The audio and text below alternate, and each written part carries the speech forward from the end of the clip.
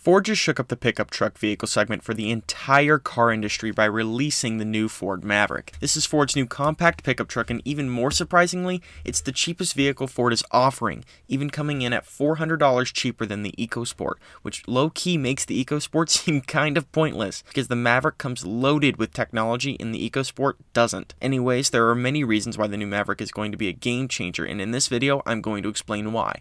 Let's jump into the world of the Ford Maverick.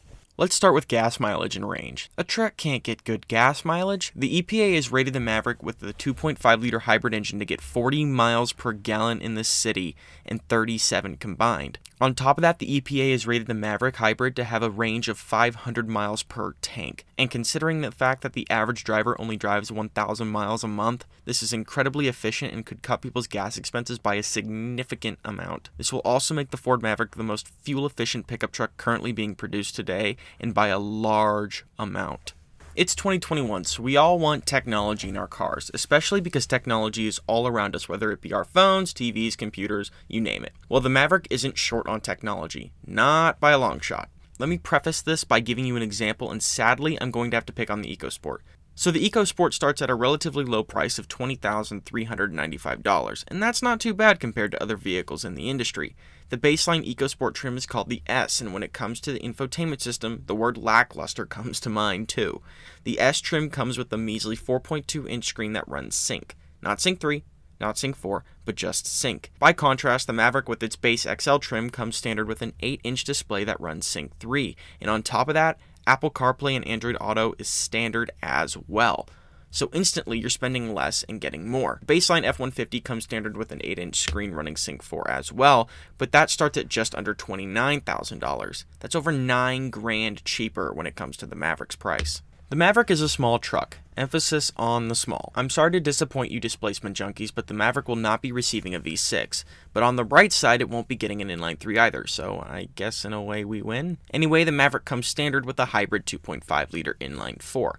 That's the same engine you get in the Escape hybrid, and it makes 191 horsepower and 155 pound-feet of torque. So that's it. You just get a hybrid? No, of course not. You also get the option of getting a 2-liter EcoBoost inline 4 that makes 250 horsepower and 277 pound-feet of torque. I get it. It's not a V6. It's not even the 2.3-liter inline 4 that we can find in the Bronco and the EcoBoost Mustang. But 250 isn't awful, especially for a vehicle that costs $19,995, and that upgraded engine only cost $1,085. And when you look at the other vehicles in Ford's lineup, the cost of that isn't too bad. So what about the drivetrain?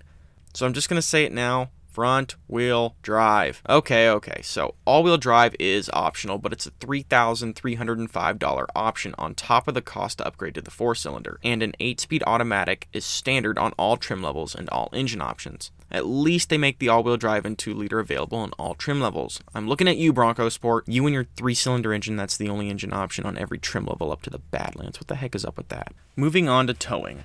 I laughed when I first heard Ford expected people to tow with their Ford Maverick, but the tow ratings aren't too disappointing. These are 4-cylinder engines after all, and they don't make crazy amounts of torque. With the standard hybrid engine, the Maverick can tow up to 2,000 pounds. It's the 4K towing package with the EcoBoost engine that surprises me. If you option the 2-liter EcoBoost inline 4 in the 4K towing package, the Maverick can tow up to 4,000 pounds. For comparison, the Ford Bronco with the 2.7-liter EcoBoost V6, which makes 330 horsepower and 415 pound-feet of torque, can only tow up to 3,500 pounds with the Class 2 towing package. Granted, the Bronco is wicked heavy, with the Sasquatch version of the Bronco coming up to 5,300 pounds as its curb weight, but that's insane. Have fun seeing a compact pickup truck blaze by you with an extra quarter ton of stuff. That 4,000 pound tow rating is achievable on all trim levels, but you will have to give up some gas mileage once you upgrade to the 2-liter inline 4. To top it all off, we have price, and I'm just going to say this is where the Ford Maverick kind of gets me.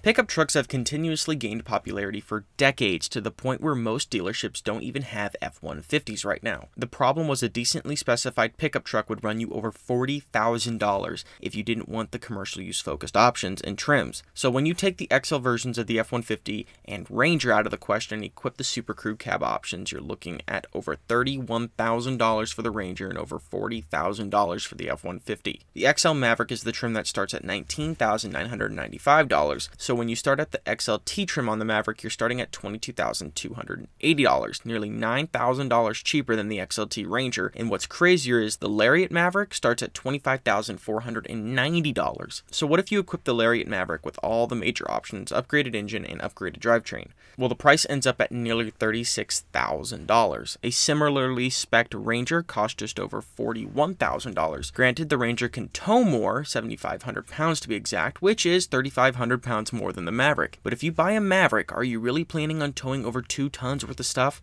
True heavy haulers will most likely splurge and get the F-150, which at minimum tows 5,000 pounds and at max tows 14,000 pounds. So if you're serious about towing, you should buy a Ranger or an F-150. If you're just towing a small-sized boat, some ATVs, or a small trailer around, the Maverick truly provides some of the best value when you factor in towing, technology, luxury, and power. I don't mean to burst your bubble, but the Ranger at max has 270 horsepower and 310 pound-feet of torque. So that's the Maverick. Ford is taking the definition of a compact pickup truck to a different level, and I gotta say, they didn't do too bad this time. Personally, I believe the Maverick will sell well, and I mean really, really well.